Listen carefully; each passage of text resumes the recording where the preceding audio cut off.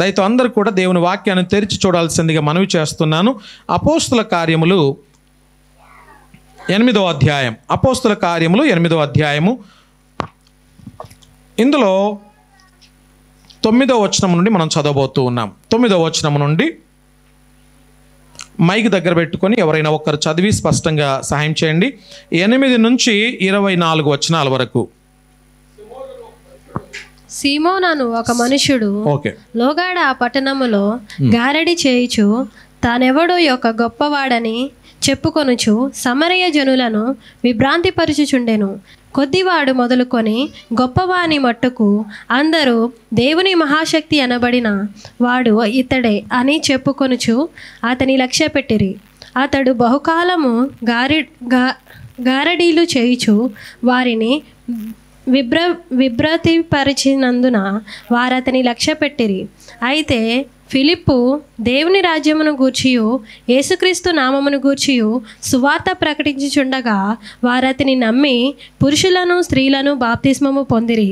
అప్పుడు సీమోను కూడా నమ్మి బాప్తిస్మము పొంది ఫిలిప్పును ఎడబాయకుండి సూచన క్రియలను గొప్ప అద్భుతములను జరుగుట చూచి విభ్రాంతి నొందెను. సమరయ వారు దేవుని వాక్యము అంగీకరించారని యెరూషలేములోని అపోస్తులు విని పేతురును యోహానును వారి యొద్దకు పంపిరి.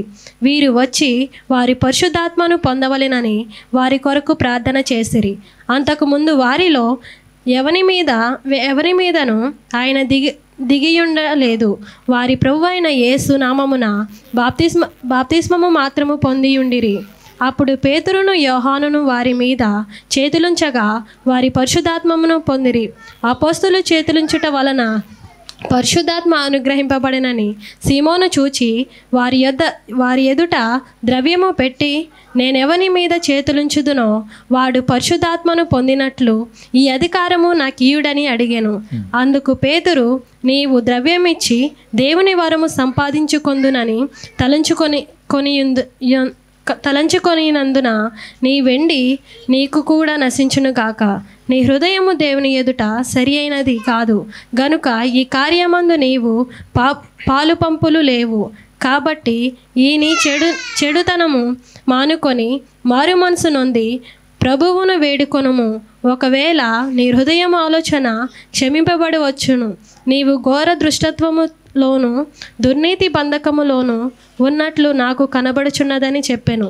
అందుకు సీమోను, మీరు చెప్పిన వాటిలో ఏదియు నా మీదికి రాకుండా మీరే నా కొరకు ప్రభువును వేడుకొనుడని చెప్పాను. చిన్న మాట ప్రార్థన చేసుకుందాం. దయతో తలలు వంచి కళ్ళు మూసుకొని చిన్న మాట ప్రార్థన. అత్యంత కృపాభరితుడైన మా యేసు ప్రభువా, సర్వాధికారి అయిన మా తండ్రి, మీ నామానికి వెళ్ళలేని వందనాలు స్తోత్రాలు చెల్లిస్తూ ఉన్నాం. వాక్యము మీది నిలబడిన దాసుడు నీవాడు. నీ వాడుకుంటే వాడబడే వారము. ఎదుగో నీ వాక్యము చేత మమ్మల్ని అందరినీ దర్శించమని ప్రార్థన చేస్తున్నాను. ఈ మధ్యాహ్న వేళ మరొక్కసారి ఎదుగోనైనా నీ మెల్లనైన స్వరము మేమందరము కూడా అర్థం చేసుకొని వాక్యానుసారమైనటువంటి బ్రతకడానికి మీరు కృప చూపించమని ప్రోత్సహించే మాట, ధైర్యపరిచే మాట, ఎదుగు మమ్మల్ని సరిచేసే మాట మా యొద్దకు వస్తూ ఉండగా మా హృదయాలను ప్రభువా తెరిచి మీ వాక్యమును అర్థం చేసుకునే కృపను దయచేయమని ప్రార్థన చేస్తూ ఉన్నాం. మా మనోనేత్రాలు వెలిగించండి. ఎదుగో పరిశుద్ధాత్మదేవ, నీ ఆత్మ చేత ప్రతి ఒక్కరిని తాకమని, ఎదుగో చిన్నలు పెద్దలు యవనస్తులు ప్రతి ఒక్కరిని కూడా మీ స్వాధీనంలో ఆధీనంలో ఉంచుకోమని నజరేయుడైన యేసయ్య నామములో మిక్కిలి వినయముతో అడిగి వేడుకుంటున్నాము తండ్రి, ఆమెన్. మరి ఒకానొక పట్టణములో మరి ఒక వ్యక్తి మంచి డాక్టర్ గారు. ఆయన ఎంత మంచి డాక్టర్ గారు అని చెప్పేసి అంటే, ఆయన దగ్గర ఎలాంటి వారు వచ్చినా కానీ వారి రోగాలు కుదుర్చబడతాయి. అటువంటి ఒక డాక్టర్ గారి దగ్గరికి ఒక వ్యక్తి వచ్చాడు. వచ్చి ఆ డాక్టర్ గారితో ఈ వ్యక్తి అడుగుతున్నాడు, సార్ నాకు ఒక సమస్య ఉంది, ఈ సమస్య నుంచి నాకు విడుదల కావాలి, ఈ సమస్య నుంచి నాకు మరి సొల్యూషన్ కావాలి, ప్రాబ్లంకు సొల్యూషన్ కావాలి, మీరు ఏదైనా చెయ్యండి అని చెప్పేసి అడిగినప్పుడు, సరే ప్రాబ్లం ఏంటో చెప్పండి అని అడిగాడు. అప్పుడు వెంటనే ఇతను అన్న మాట ఏంటో తెలుసా? నాకు నా జీవితంలో మనశ్శాంతి లేదు, నాకు మనశ్శాంతి కావాలి, మీరేమైనా ఇవ్వగలుగుతారా? ఏ ట్యాబ్లెట్ల ద్వారా నాకు మనశ్శాంతి వస్తుంది, దేని ద్వారా నాకు మనశ్శాంతి కలుగుతుంది, దయచేసి నాకు మరి రాసి ఇవ్వండి అని చెప్పేసి అడిగారు. వెంటనే ఆ డాక్టర్ గారు చెప్పినటువంటి మాట ఏంటంటే, బాబు అలాంటి సమస్యకు నా దగ్గర మందు దొరకదు. మనశ్శాంతికి సంబంధించినటువంటి ట్యాబ్లెట్లకు ఎటువంటి ట్యాబ్లెట్స్ ఇవ్వబడదు. ఒక మాట అంటారు కదా, మనోవ్యాధికి మందు లేదంటారు. సో మనోవ్యాధితో ఉన్నటువంటి వ్యక్తులకు మందు దొరకదు. కాబట్టి ఇక్కడ ఎటువంటి మందులు ఇవ్వబడవు.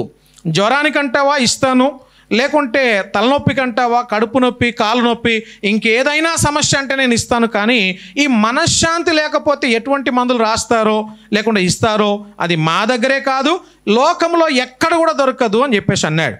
వెంటనే ఈ మాట విన్న వెంటనే అతను చాలా నిరుత్సాహపడిపోయాడు, ముఖం చిన్నబుచ్చుకున్నాడు. ఆ వ్యక్తిని గమనించినటువంటి డాక్టర్ గారు ఒక సలహా ఇచ్చాడు. బాబు నేను ఒక్క విషయాన్ని మాత్రం చెప్పగలను. మన ఊరు బయట ఈ మధ్యలో క్రొత్తగా ఒక సర్కస్ వాళ్ళు వచ్చారు.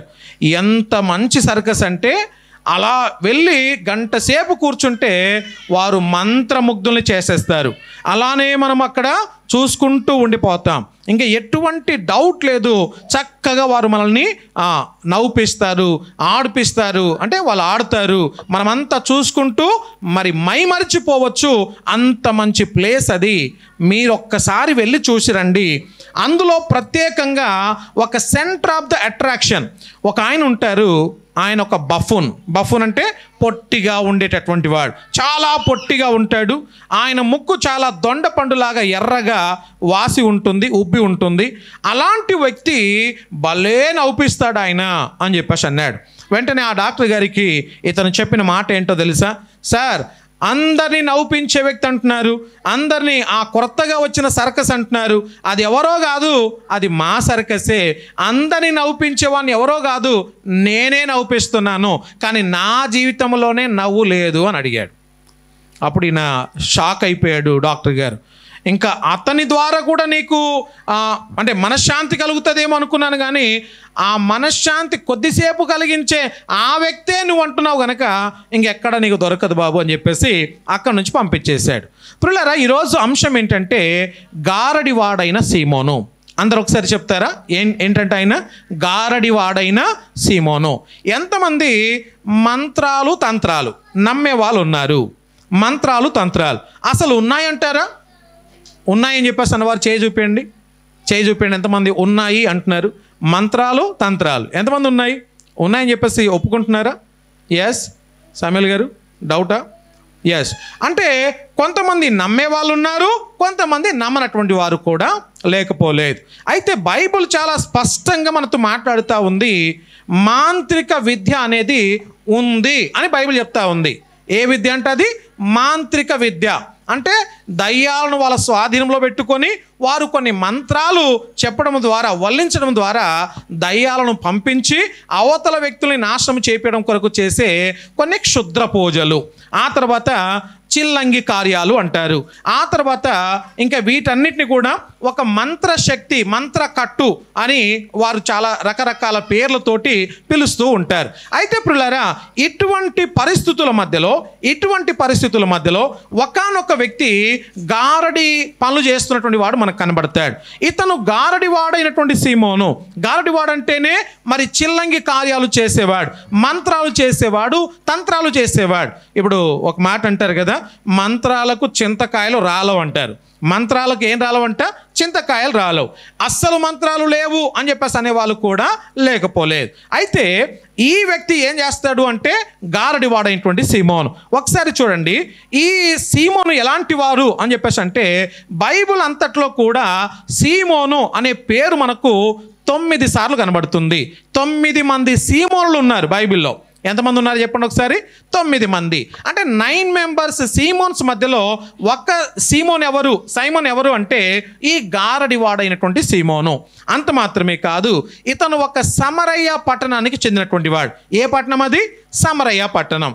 ఆ తర్వాత నెక్స్ట్ ఈ సీమోను మరి శిలా విగ్రహము, ఇప్పటికీ కూడా రోము నగరంలో చాలా పెద్దగా వారు ఆ రోజులో కట్టించుకున్నారు.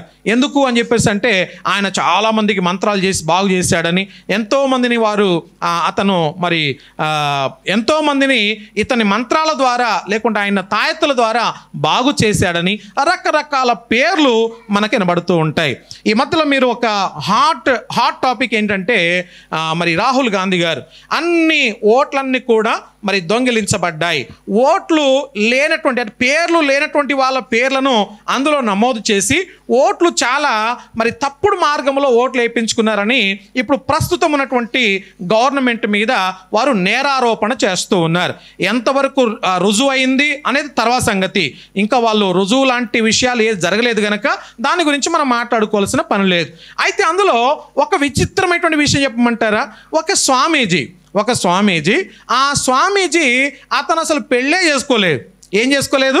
వివాహం కాలేదు. పెళ్లి చేసుకున్నటువంటి స్వామీజీకి 50 మంది పిల్లలు ఉన్నారని, ఆ 50 మందికి ఓట్లు ఉన్నాయని ఆ ఓట్ల లిస్ట్ అంతా కూడా బయట పెట్టారు. ఎంత విచిత్రం, విడ్డూరం కదా! ఒక స్వామీజీ వివాహము కానటువంటి వాడు, అది కూడా 50 మంది పిల్లలకు తండ్రిగా ఉన్నటువంటి వ్యక్తి. ఎంత విచిత్రాలు లోకంలో కనబడుతున్నాయో మనం చూస్తూ ఉన్నాం. అంత మాత్రమే కాదు, ఈ మధ్యలో మీరు చాలా రకరకాలుగా చూస్తుండొచ్చు. బయట సమాజంలో ఈ స్వాముల పేర్లతోటి, సన్యాసుల పేర్లతోటి బయట తిరిగేటటువంటి వాళ్ళు కూడా లేకపోలేదు. వారు మట్టిని తీసుకొని ఏం చేస్తున్నారో తెలుసా? షుగర్ చేసేస్తున్నారు. మట్టిని తీసుకొని ఆ మట్టి కాస్త షుగర్గా మారిపోతుంది అనమాట. అలాంటి మంత్రతంత్రాలతోటి మనుషుల్ని మభ్యపెట్టేవారు ఉంటారు. మీరు ఎప్పుడైనా మన ఊర్లలో చాలాసార్లు చూస్తుంటాము. ఒకసారి గుర్తు చేస్తున్నట్టుగా నేను మీ ముందు పెడుతూ ఉన్నాను కొన్ని విషయాలు. ఇప్పుడు పాములు ఆడిపించే వాళ్ళు వచ్చేవారు కదా, పాములు ఆడిపించేవాళ్ళు. వాళ్ళు పాములు ఆడిపించేటప్పుడు కొన్ని నోట్లోనే కొన్ని విషయాలు మాట్లాడుకుంటూ వల్లించుకుంటూ చెప్పుకుంటూ ఉంటారు. సడన్గా ఎవరైనా చేతులు ఇలా కట్టుకున్నారంటే చేతులు కట్టుకోవద్దు, చేతులు దించేయి అంటారా? విన్నారా ఎప్పుడైనా? చేతులు ఇలా కట్టుకుంటేనే నన్ను చేతులు కట్టుకోవద్దు, చేతులు దించేయి. ఎందుకు? చేతులు కట్టుకుంటే మా మంత్రాలు పనిచేయవు అని చెప్పేసి అంటారు. మళ్ళీ వాళ్ళు మంత్రాలు మా మంత్రాలు పనిచేయాలంటే మీరెవరు చేతులు కట్టుకోవద్దు, అలానే చూస్తూ ఉండాలి అని వారి యొక్క అభిప్రాయాలు. ప్రియులారా, ఇటువంటి ఒక మాంత్రిక విద్య ఎరిగినటువంటి వాడు, గారడి సీమోనుగా పేరుగాంచినటువంటి ఈ సీమోను తన జీవితంలో ఇదొక వృత్తిగా పెట్టుకున్నాడు, ఒక పనిగా పెట్టుకున్నాడు. ఎవరైనా వ్యవసాయం చేసి బ్రతుకుతారు, ఎవరైనా కూలినాలి పని చేసుకొని బ్రతుకుతారు, ఎవరైనా ఉద్యోగాలు చేసి బ్రతుకుతూ ఉంటారు. కానీ ఇతని వృత్తి ఏంటంటే గారడి పని చేయడమే ఇతని వృత్తి. అంటే మోసాలు చేయడం, మనుషుల్ని మోసం చేసి మభ్యపెట్టి వారి దగ్గర నుంచి డబ్బును ఎలా కూడబెట్టుకోవాలో, ఎలా రాబట్టాలో ఇతనికి బాగా ఎరిగినటువంటి వాడు ఈ గారడి సీమోను. ఇటువంటి సీమోను గురించి మనం ఈరోజు ధ్యానం చేస్తూ ఉన్నాం. అంత మాత్రమే కాదు కానీ ఒకసారి మీరు విషయాలు గమనించండి. మనం చదివినటువంటి అపోస్తుల కార్యములు 8వ అధ్యాయం 9వ వచనం నుండి 24 వచనాలలో 3 సంగతులు చాలా స్పష్టంగా మనకు కనబడతాయి. ఎందుకని ఈ సీమోను గొప్ప కార్యాలు చేయడానికి, ఎలా ఈ గొప్ప పనులు చేశాడు, ఏ విధంగా ఈయన గొప్ప పనులు వెలుగులోకి వచ్చాయి అంటే బయట ప్రజలందరికీ తెలిసిందంటే 3 విషయాలు. ఒకటి, గారడి చేయడం ద్వారా, గారడి చేసే వాళ్ళ దగ్గర కొన్ని రకరకాల మంత్రాలు వాళ్ళు వల్లిస్తూ ఉంటారు, రకరకాల విషయాలు వారు చెప్తూ ఉంటారు. కొంతమంది దగ్గర మంత్రదండం వాళ్ళు పెట్టుకుంటారు కదా, ఒక కర్రలాగా పెట్టుకొని దాంతోనే మాట్లాడుతున్నట్టుగా చేస్తూ ఉంటారు. అలా గారడి చేయడం ద్వారా ఒకటి. రెండోదిగా అందరికీ తాను చెప్పుకుంటున్నాడు, నేను గొప్పవాణ్ణి. ఏంటంటే నేను గొప్పవాణ్ణి అని చెప్పుకుంటున్నాడు. ఇక్కడ ముందు నేను చెప్పినటువంటి స్టోరీకి ఈ స్టోరీకి ఏంటా వ్యత్యాసము? ఒకటేమో ఏమని జ్ఞాపకం చేశాను, మనశ్శాంతి లేనటువంటి వ్యక్తి డాక్టర్ దగ్గరికి వచ్చి మనశ్శాంతిని కోరుకున్నప్పుడు మనశ్శాంతి దొరకలేదు. కానీ తర్వాత మరి అతను మనశ్శాంతి నేను ఇవ్వలేనని చెప్పేసి పంపించేశాడు. ఇతను షాక్ అయిపోయాడు డాక్టర్ గారు. అయితే ఇక్కడ కూడా ఇటువంటి పరిస్థితి మనకు కనబడుతుంది. ఇతని కంటే గొప్పవాడు, ఇతని కంటే గొప్ప కార్యాలు చేసే మరొక్క విషయాన్ని చూశాడు. యేసు ప్రభువారి శిష్యుల్లో ప్రత్యేకంగా ఫిలిప్పు చేస్తున్నటువంటి ఆ బోధ, లేకుంటే అతను చేస్తున్నటువంటి ఆశ్చర్య కార్యాలు ఇతను చూసి షాక్ అయిపోయాడు. ఎంత షాక్ అయిపోయాడంటే అతను అంటున్నాడు, ఇటువంటి షాక్ కలిగించేటటువంటి ఆ అద్భుతం చేసే శక్తి నాకు కూడా ఇవ్వవా? ఏంటా షాకింగ్ చేసే విషయము, ఏంటా అద్భుతం చేసే విషయం అంటే, ఎవరి మీద చేతులుంచినా వాళ్ళందరికీ పరిశుద్ధాత్మ దేవుడు రావాలి. ఎవరి మీద చేతులుంచినా వాళ్ళు కూడా మరి పరిశుద్ధాత్మ దేవుని శక్తితో నింపబడాలి. అటువంటి నాకు ఆ శక్తి ఇవ్వవా అని ఇతను ఆశ్చర్యపడుతూ ఉన్నాడు. ప్రియులారా, ఒకప్పుడు అందరినీ కూడా మరి అందరినీ ఆశ్చర్యపరిచినటువంటి వాడు ఇప్పుడు దేవుని మాటల చేత దేవుని శక్తిని చూసి ఆశ్చర్యపడుతున్నట్టుగా మనం చూస్తూ ఉన్నాం. ఒకప్పుడు ఇతను అందరికీ ఆశ్చర్యంగా కనిపించాడు, ఇప్పుడు దేవుని యొక్క శక్తి ఇతనికి ఆశ్చర్యంగా కనబడుతుంది. దేవుని నామానికి మహిమ కలుగును గాక.